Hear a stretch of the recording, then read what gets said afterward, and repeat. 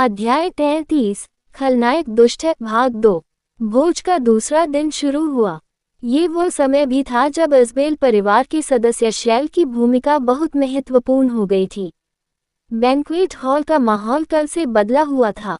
Banquet hall match tower के मध्य में स्थित था और बैंक्वेट हॉल के केंद्र में अब एक अप्रिय आभा वाला एक काला स्तंभ खड़ा था। यह एक स्तंभ था जिसने मैच टावर के अभिशाप को अवशोषित कर लिया था। भोज का उद्देश्य शैल के जादू से इसे शुद्ध करना और मैच टावर में थोड़ा सा शुद्ध मन प्रसारित करना था। मैं हर तरफ देखा, इसमें युवराज का स्थान ढूंढना था। तभी मैंने बैंक्वेट हॉल में, जो सभी प्रकार के विशिष्ट अतिथियों से भरा हुआ था, एक व्यक्ति को अकेला खड़ा पाया।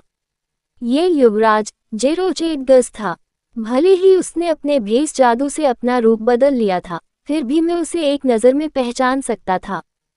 ऐसा इसलिए था क्योंकि वह मुख्य पात्र की को ध्यान से देख रहा था, जो इस समय मैच टावर लॉर्ड के साथ खड़ा था। मूल उपन्यास में युवराज पर रात में एक विनाशकारी हमला होता है। इसका कारण स्पष्ट रूप से मैच टावर का अभिशाप था। उपन्यास में मैच टावर लॉर्ड जानबूझकर उसे आवास उपलब्ध कराने से इनकार कर देता है, भले ही उसे पता हो कि वह छद्मवेश में राजकुमार है। हालांकि अब वह बिल्कुल सुरक्षित लग रहे थे। तो फिर क्या कारण हो सकता है? ये संभवतः उस दवा के कारण था जो खलनायक ने मैच टावर लॉर्ड को दी थी। मैच टावर लॉर्ड, जो शायद क्राउन प्रिंस को कमरा नहीं देना चाहता था, उसने दवा के प्रभाव में स्वेच्छा से उसे कमरा दे दिया होगा। इसके लिए धन्यवाद। ऐसा लगा जैसे उपन्यास और उसका विकास काफी हद तक बदल गया है।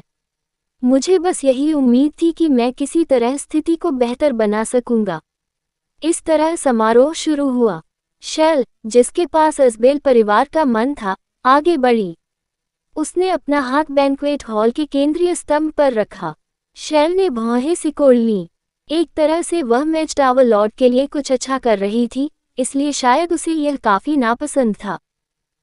वह लालची खलनायिका पहले से ही ऐसा करने के लिए अपना भत्ता बढ़ाने के लिए इसका उपयोग करने की योजना बना रही होगी। जैसे ही शैल ने अपना मन स्तंभ पर भेजा, मैच टावर का अंधेरा स्तंभ धीरे धीरे अपनी अशुभ ऊर्जा खो देता है। समारोह के लिए मैच टावर लॉर्ड भी स्तंभ पर गए। तभी किसी ने मुझसे बात की। ये बहुत जरूरी स्वर था। क्या आप मेरी मदद कर सकते हैं?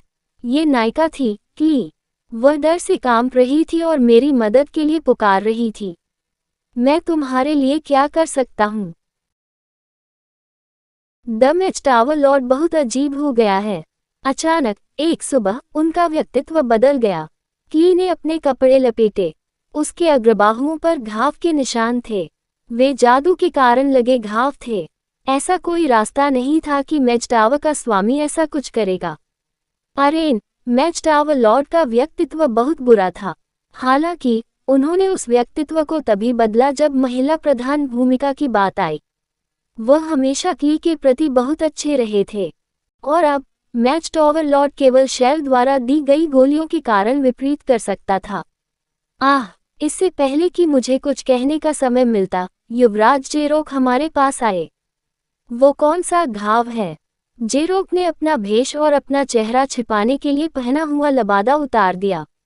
युवराज, शांत। जैसी कि उम्मीद थी, उनका अभिनय बेहतरीन था। की को युवराज के बारे में पहले से ही पता होगा। कल मैच टावर लॉर्ड के साथ हमारी पहली मुलाकात में, वह क्राउन प्रिंस का ध्यान आकर्षित करने के लिए मैच टावर तक आई थी। जेरोक स्वभाव से सौम्य थे, हालांकि मुख्य नायिका की के प्रति उनका अत्यधिक जुनून था। उदाहरण के लिए, वह कल से नायिका को घूर रहा था। यह मैच टावर लॉर्ड का काम है।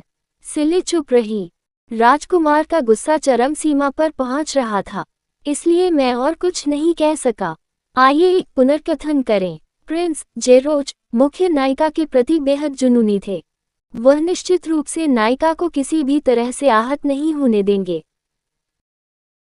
आमतौर पर एक रोमांटिक फैंटेसी उपन्यास में यदि पुरुष नायक शुरू से ही महिला नायक को पसंद करने लगता है, तो उपन्यास बहुत जल्दी समाप्त हो जाता है।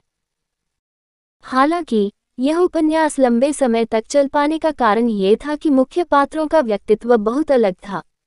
इसीलिए वे दोनों शुरू से ही छोटी छोटी बातों पर झगड़ते रहते थे।